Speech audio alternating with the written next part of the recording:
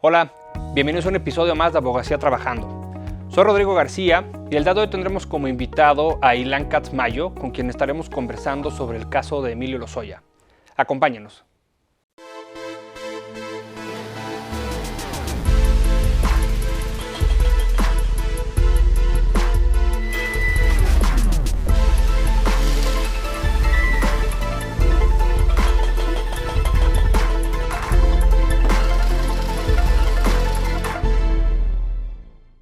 Ilan Katz-Mayo es asesor de confianza para bancos, aseguradoras y personas físicas de alto perfil. Su enfoque principalmente se dirige a litigios complejos centrados en acusaciones penales. Ilan obtuvo su título como licenciado en Derecho en la Universidad Iberoamericana. Con más de 20 años de trayectoria como litigante en materia penal, es experto en delitos patrimoniales, bancarios y de servidores públicos, desempeñándose como denunciante y defensor en el foro local y federal. En el año 2005 inició el despacho Katz Abogados y luego de emprender otras sociedades, en el año 2016 y hasta la actualidad es socio fundador de Katz y Rubiño S.C. Dentro de los múltiples estudios realizados por Ilan se destacan maestría en juicio de amparo y sistema acusatorio por el INDEPAC, diplomado de lavado de dinero y compliance, perspectiva nacional e internacional, auspiciado por la Barra Mexicana Colegio de Abogados y la Asociación Iberoamericana de Derecho Penal Económico y de la Empresa.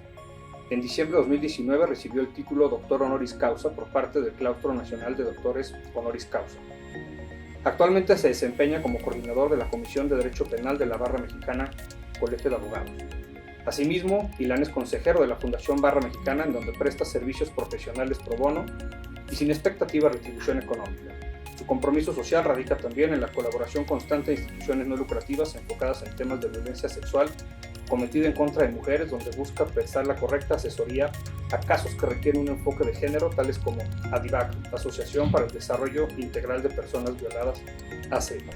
Ilan, bienvenido a este nuevo episodio de Abogacía Trabajando para conversar sobre un caso, pues creo que bastante sonado, por supuesto, ¿no? El caso de Emilio Lozoya. Y me gustaría preguntarte, ¿por qué, digamos, tomó el juez la determinación de dictar esta prisión preventiva justificada? Ok.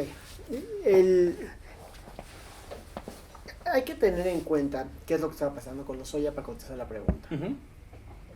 Lozoya estaba negociando criterio de oportunidad. Todavía no se había otorgado el criterio de oportunidad y tenía una medida cautelar. Esa medida cautelar que contempla el código es un brazalete electrónico. ¿Qué quiere decir eso? Es que sabes, lo mínimo, la fiscalía y el juez sabe dónde está. No se puede evadir de la justicia porque pues, tendría que estar localizado por ese localizador electrónico.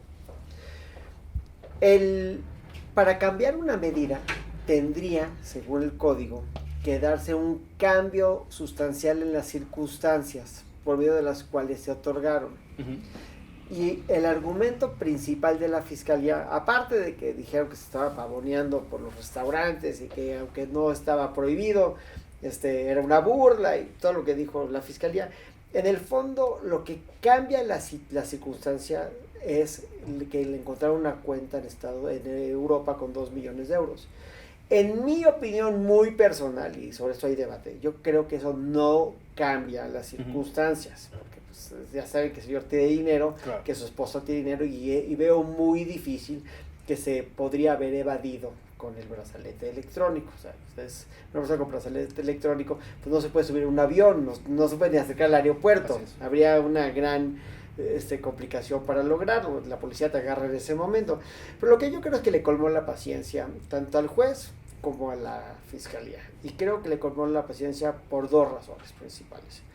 Una es que efectivamente las fotos del Junen fueron muy escandalosas, uh-huh, porque las notas periodísticas y los comentarios fue, Rosario Robles está en la cárcel, Lavalle está en la cárcel, ya se está comiendo patos del Hunan, pues parece, o sea, así que como decía sí, ¿qué acuerdo pues, tiene? ¿Por qué? Claro. Hay que tener tantita madre, ¿no? Uh-huh. Como decía mi papá, todo se vale pero con un poquito de madre, ¿no? Entonces, pues sí se ve como un descaro. Pero también existía otro tema, que es que habían pedido un número inusual de prórrogas para cumplir con las pruebas que él quería aportar para que se autorice el criterio de oportunidad. Y creo que eso también fue un tema que entre que está exhibiéndose públicamente, que cosa que pues, tiene derecho a hacer, pero no porque tengas derecho a hacerlo no quiere decir que no haya ofendido las sensibilidades de las autoridades. Y por otro lado, pues que parecería ser que se anda haciendo pato, ¿no? Y no hablo del pato del Hunan. Al final del día tienes un compromiso de aportar información y no lo estás aportando.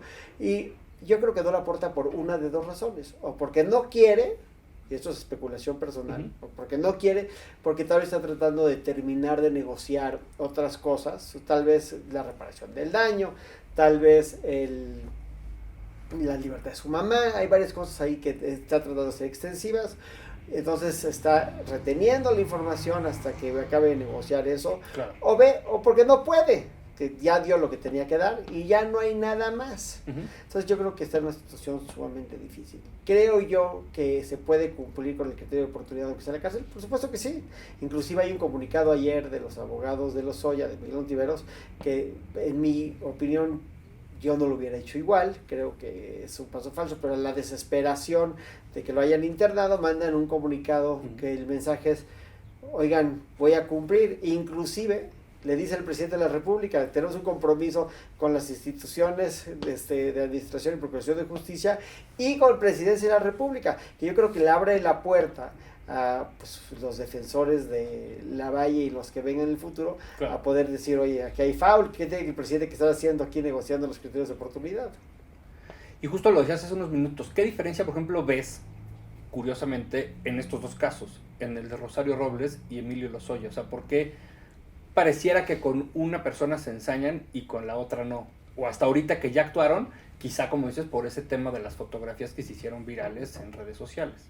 Mira, hay muchísimas diferencias. La primera de las diferencias es que, obviamente, mi opinión personal es que a Rosario la odian y a Emilio no lo odiaban. Pero creo que el tema es más allá de lo subjetivo, tenemos que irnos al objetivo.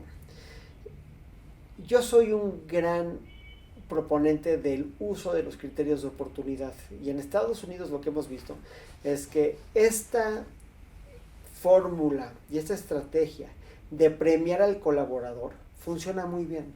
Los asuntos, sobre todo los de la mafia, que se han ido integrando sobre todo desde los 70s, 80s en adelante, usando a colaboradores y premiando y protegiendo a colaboradores, ha ayudado a desmantelar pues estos grandes grupos delincuenciales que tenían estas reglas de silencio, omerta, como se dice, como dicen en italiano, siciliano, de silencio para proteger los unos a los otros. Y este mecanismo de ir premiando al colaborador yo creo que funciona sumamente bien, ¿no? Y no solamente en los casos de corrupción o de macrocorrupción como los de Emilio Lozoya, ¿no? En un tema como de un secuestro, donde detienes al que está cobrando el secuestro, que si se le pudiera ofrecer un criterio de oportunidad porque diga dónde está la víctima, cuántas personas lo están cuidando y poder rescatar a una persona, pues sería sumamente útil. El criterio de oportunidad en México tiene una serie de candados, es decir, se necesita que se repare el daño, cosa que dice la Fiscalía que no se habían hecho los intentos necesarios para reparar el daño, y segundo, que el delito que estés colaborando para que se procese sea mayor. Por ende, pues yo creo que el darle un trato preferencial a una persona que le vas a ofrecer o que le estás dando un criterio de oportunidad, pues es conducente. Claro. Y con esta decisión del juez, Ilan, ¿tú ves que existe alguna violación, por ejemplo, al debido proceso o a la presunción de inocencia? Qué difícil pregunta, porque estamos partiendo de la base de que yo creo que Emilio Lozoya siempre debió haber estado en la cárcel, es decir, a Emilio Lozoya lo detienen fugado, lo detienen en Europa, ¿no? En España. Entonces, de saque, yo creo que pues, tendría que haber estado en la cárcel desde el día 1, ¿no? Pero tampoco creo que si ya tenía esta medida, Entonces, yo no creo que existía el cambio de circunstancia sustancial para que le cambien la medida. Entonces, están haciendo ahora lo que tendrían que haber hecho desde un principio. Claro. ¿No? ¿Y lo ves como un triunfo realmente de la fiscalía? Mira, porque ha sido por ahí medio controversial, sí. ¿No? Yo he estado viendo y... Yo creo que lo que es un manotazo. Uh-huh. Es un manotazo para Emilio Lozoya y es un manotazo para la opinión pública y es un mensaje de que no se van a burlar de nosotros, ¿no? Uh-huh. Regresando al tema de la prisión preventiva, yo creo que la prisión preventiva en general no debería de existir, en casos muy especiales, sobre todo en casos de delincuencia organizada, ¿no? Cuando tienes una persona que obviamente pues no se va a presentar o que es un peligro para las víctimas. Claro. ¿Se va a fugar Emilio Lozoya con un brazalete electrónico? Pues no lo creo. ¿Es un peligro para las víctimas? Pues no, porque no hay víctimas, ¿no? O sea, en ese sentido, ¿es un peligro para los testigos? Pues tampoco lo creo.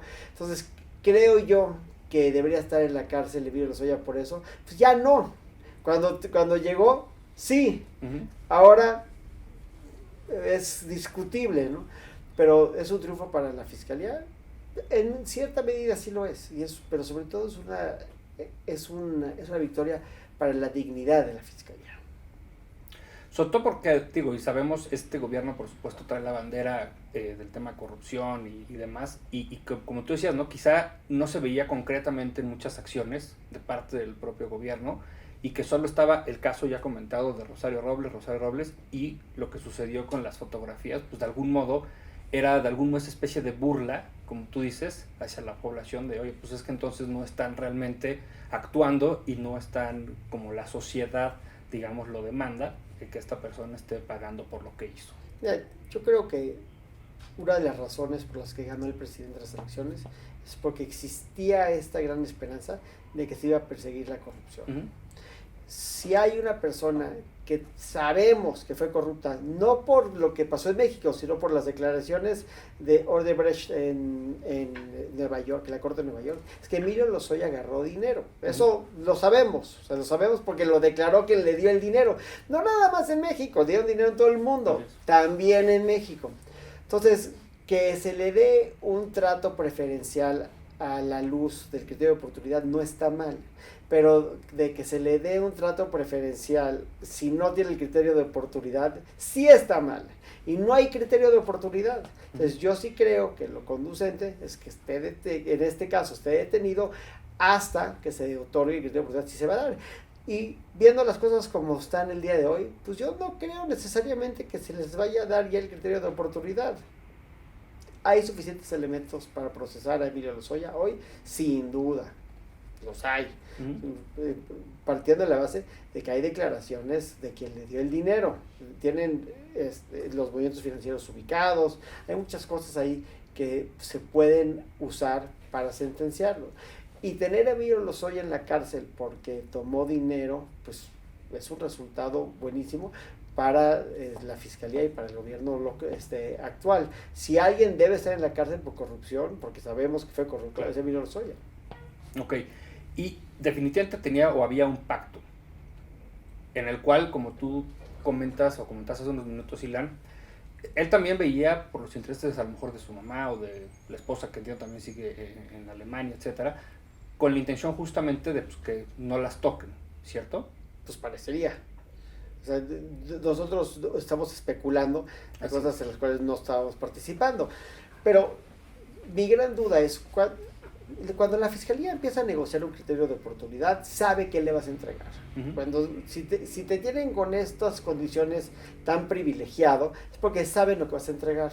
Entonces, mi gran duda es, ¿para qué tiene 6 prórrogas? No debe de pasar de 6 meses esta etapa, procesalmente hablando. Ya lleva más de un año en México Emilio Lozoya.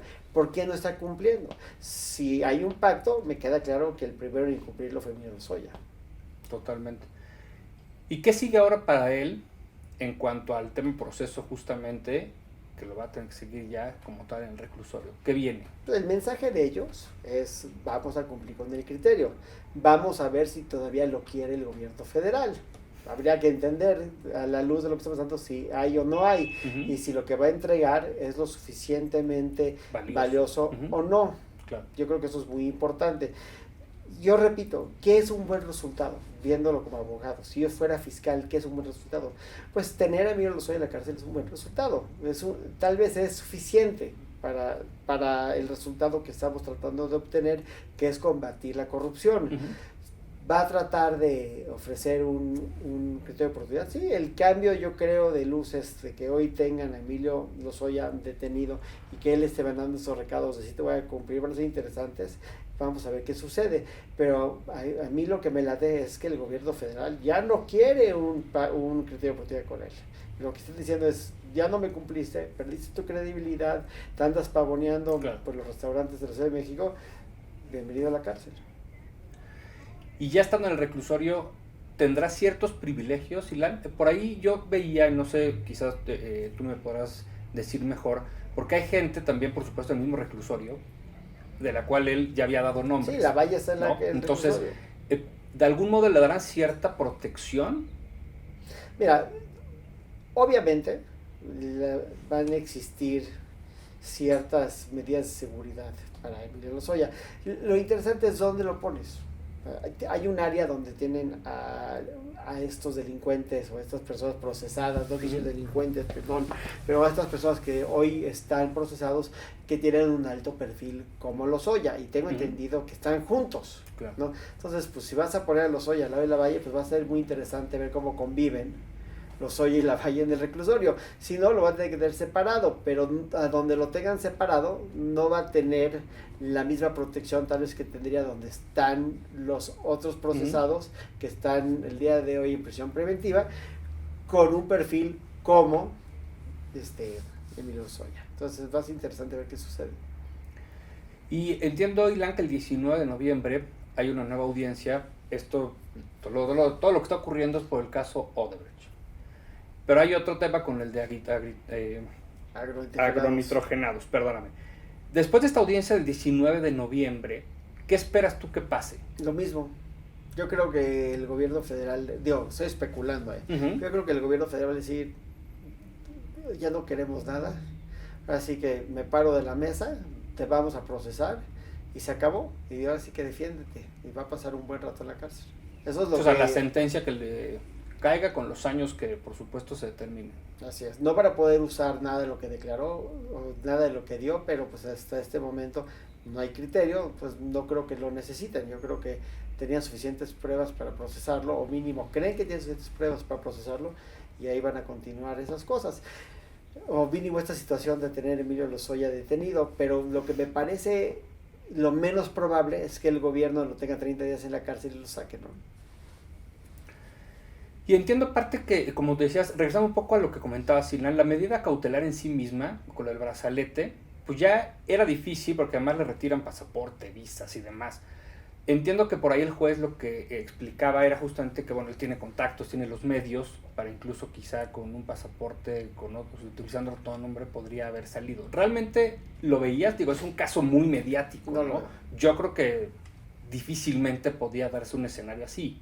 Mira, no hay una persona que estuviera en el aeropuerto de la Ciudad de México, subiendo en su avión con Emilio Lozoya, que no lo hubiera tuiteado. Si se va a cenar y lo tuitean, hubiera estado en el aeropuerto y hubiera... Sí, definitivo. Y lo hacen viral nuevamente, claro. Sí. Y entonces de ahí se despliega una vez más todo un bullicio para el gobierno. Y por eso decía que quizá entonces si realmente es un triunfo de la Fiscalía, o como tú decías, si se tardó, porque esto lo tenía que haber hecho desde que lo extraditaron a México, más bien. Yo creo que fue, vamos a suponer que efectivamente fueron negociando su llegada a México, pues entonces hace sentido que si fue una negociación, llegó bajo esas condiciones. Pero por otro lado también digo, si lo tenías ubicado, si ibas a ir por él, si lo ibas a agarrar, si lo ibas a traer, entonces pues no hace sentido que lo tengas en ese estado de ultra privilegio, claro, cuando se le puedes otorgar a posteriori, cuando ya tienes el criterio de oportunidad. Porque no hay criterio de oportunidad, es decir, el efecto del criterio de oportunidad es suspender la acción penal, entonces claro, no estaría procesado.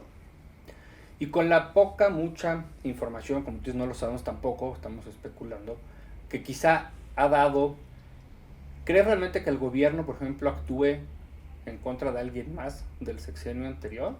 ¿O simplemente es ahorita para que toda la base y demás del presidente, por supuesto, digan, ahí está el logro, ya está tras la cárcel y demás. Yo creo que el combate a la corrupción, sobre todo en el gobierno pasado, va a ser un tema importante en los próximos 3 años. Sí lo creo. Creo que la colaboración de Lozoya, si la usan, la van a estar usando en gran medida para mandar el mensaje de que están haciendo lo que se comprometieron a hacer, que es combatir la corrupción. Es algo que vamos a ver. Hay que ver qué tan arriba llegan, pero yo sí creo que vamos a ver mucho más de esto. En los 3 años que quedan, digamos, de gobierno. Te haré una pregunta ya como experto, tú, Ilan, por supuesto, como abogado litigante en materia penal. Con todas las pruebas que se tendrán que aportar y demás a lo largo del juicio, tú más o menos, en cuanto a una sentencia, por ejemplo, ¿cuántos años calculas que le puedan estar dando a Emilio Lozoya? Mira, no quiero especular, pero habría que hacer un análisis, pero pues pensando que la de cohecho más cohecho más tal vez pues, hay que suponer que le dan la de delincuencia organizada más lavado, más de 30 años. Sí, te dan una sentencia, por supuesto, lo que tú dices, le espera larga vida ahí. Así es, de veras. ¿Y con eso la fiscalía y el gobierno se quedarán o podrán seguir de algún modo indagando, por ejemplo, en temas de, no sé, cuentas de la esposa? Bueno, hay una nota que la UIF presentó más denuncias y yo creo que hay muchísimas denuncias más. Creo que declaró Lozoya en contra de 70 personas o algo por el estilo. Entonces, me imagino que van a tener muchísimas denuncias para poder hacer la vida de cuadritos Emilio Lozoya si es que lo desean. Y hablamos ahorita de la UIF. ¿Qué papel ha jugado la UIF y concretamente su titular, Santiago Nieto, en todo este proceso? ¿Se ha tenido también un papel importante? Pues se desprende del de los tweets de Santiago Nieto, que él participó activamente ayer en los argumentos para que se revoque la cautelar y se modifique la cautelar. Entonces vemos que ha participado intensamente tanto en la investigación como en el proceso de las audiencias de ayer. Entonces sí vemos que la UIF está sumamente involucrada en este tema. Y no veo por qué no, es uno de los asuntos de más alto perfil y la UIF tiene una función importantísima aquí. Y lo aplaudo, creo que la UIF está haciendo un excelente trabajo en este caso. Y como tal, ¿tú qué opinión tienes respecto al caso en sí mismo, con todo el manejo que se le ha dado desde su extradición a México? Realmente, ¿cuál es tu opinión a nivel abogado en cuanto a la materia penal? Mira, no conozco la carpeta judicial, obviamente.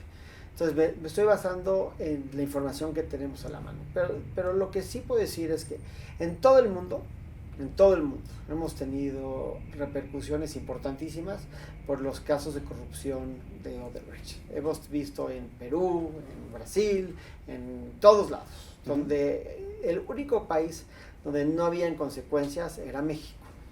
Y esta es la primera verdadera consecuencia. Estas son las primeras verdaderas consecuencias. Del caso concreto, ¿no? Del caso concreto. Entonces, ese tema de tener un Estado de Derecho donde se van a perseguir esos delitos que en todos los demás países el estándar ha sido el mismo, sí me parece sumamente valioso y sumamente importante, porque es un tema de seriedad en el Estado de Derecho, de que el Estado de Derecho funcione, que las fiscalías persigan a estos actos de corrupción, los persigan y que las cortes aguanten y que efectivamente lleguen a sentencias. Va a haber una sentencia tarde o temprano condenatoria en los asuntos relacionados a este caso, no tengo la menor duda. Aunque los abogados, por supuesto, irán recurriendo cada una de las diferentes etapas que se vayan dando en el proceso. Pero ve la estrategia. O sea, la estrategia es colaborar. Sí, pero lo que tú dices, a ver si el gobierno acepta esa colaboración. Pero, ¿en qué posición? Si el gobierno ya dice, no quiero, me salgo, o sea, ya, no hay que dar oportunidad, la defensa de Emilio Lozoya se queda en una posición muy complicada, porque lo que viene diciendo desde un principio es, sí participé y sí quiero colaborar. Si le revocan el criterio de oportunidad, ¿dónde se queda la defensa? La defensa se queda en un limbo muy extraño, porque ya reconoció en diferentes momentos, tanto con la fiscalía como en medios, que sí participó Emilio Lozoya en una actividad que podría ser un delito y que quiere colaborar para que las personas con las que participó sean procesadas. Uh-huh. Entonces, ¿dónde lo has parado? En un lugar sumamente complicado. Sí, totalmente. Pues definitivamente yo creo que sí, traduciéndolo, vamos a llamar o poner un término, Ilan, o sea, sí sería definitivamente para el gobierno, para la fiscalía, para la UIF, un triunfo. El que, como tú dices, el que ya esté en la cárcel, que es una buena noticia para ellos, 100%. Sí, pero para mí lo que es interesante es, a ver, tienes una persona que te está ofreciendo un criterio, que te está ofreciendo información, y tienes una fiscalía que está ofreciendo un criterio. Se solicita el criterio, pero no se ha firmado. Y se van yendo prórroga tras prórroga, tras prórroga, tras prórroga, creo que son 6 en total. Y al día de hoy no han aportado nada. Entonces, ¿qué haces? Como fiscalía, ¿qué haces? Uh-huh. Lo que te queda es decir, señores, no estamos jugando. Y ahí está la prueba. La prueba de que no estamos jugando es que hoy está Emilio Lozoya en la cárcel. Eso es lo importante. Lo importante es, en el futuro, con esos criterios de oportunidad, cómo se van a ir acomodando. Claro. Si no te puedo ofrecer algo que valga la pena, si realmente no estoy cumpliendo, la consecuencia de no cumplir es que vas para atrás, porque el brazo largo de la ley sí te va a alcanzar, y ahí lo estamos viendo. Yo creo que eso es el aprendizaje más importante. El aprendizaje es el mensaje. Uh-huh. El mensaje es: no estamos jugando, o va o no va. Porque entonces ya estábamos especulando si lo que querían era que prescribieran. Inclusive yo lo que pensé es que lo que estaban esperando es que prescribieran los delitos de otras personas que estaban involucradas para protegerlos. Y no, estaba yo equivocado. En el fondo, lo que está diciendo la fiscalía es: ahora sí que o me cumples o se acabó. Ese es el mensaje. Porque este tema de los criterios es un tema novedoso, es un tema nuevo, es un tema que lo estamos empezando a explorar y lo estamos viendo en este asunto. Y hablando de Rosario Robles, a Rosario Robles, tengo entendido, le ofrecieron un criterio de oportunidad, y si lo hubiera tomado, pues estaría en su casa. Uh-huh. Sí, y como dices, con estos criterios de oportunidad, al estar dando largas, ahí está la consecuencia, que vamos a llamar este triunfo de que ya esté hoy en el reclusorio. Se nos están acabando, nos quedan pocos minutos, Ilan, para terminar el programa. Quizá te pediría una última reflexión en todo este caso para poder, digamos, cerrar el programa. Yo me quiero ir un poco al ejemplo de Estados Unidos. En Estados Unidos, cuando te ofrecen un plea, cuando te ofrecen un trato, la fuerza del Estado se ve, ¿no? Por lo general son menos años, uh-huh. Pueden tener aspectos favorables versus una condena, pero los criterios o los pleas tienen la implicación no de la extinción de la acción penal, sino de unas penas menores, ¿no? Uh-huh. Y creo que ese es un problema conceptual entre México y Estados Unidos, porque en México el criterio lo que te da es una inmunidad, o sea, te vuelve inmune, ¿no? Entonces, el entender estas diferencias de cómo vamos a negociar, de cómo se diseñó el marco, de si está bien diseñado o está mal diseñado, es la reflexión que tenemos que hacer. Lo importante es que se entienda que la Fiscalía deje muy claro que si no estás colaborando, si las cosas no son serias, entonces que efectivamente van a existir consecuencias penales. Porque lo que no podemos tener es un país donde la gente se mofa del Estado de Derecho, ¿no? Correcto. Pues Ilan, agradecerte nuevamente el haber estado con nosotros con este tema tan importante, y por supuesto agradecer también a todos ustedes. Los espero en el siguiente episodio de Abogacía Trabajando.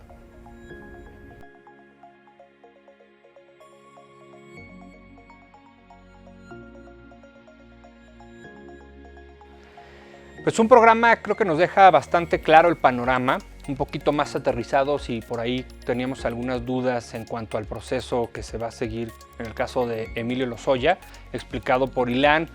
Si bien, como él dice, no ha tenido, por supuesto, no es el abogado, acceso a la carpeta ni mucho menos, bueno, cierta información que creo que es muy útil para entender mejor este caso. Los espero en el siguiente episodio de Abogacía Trabajando.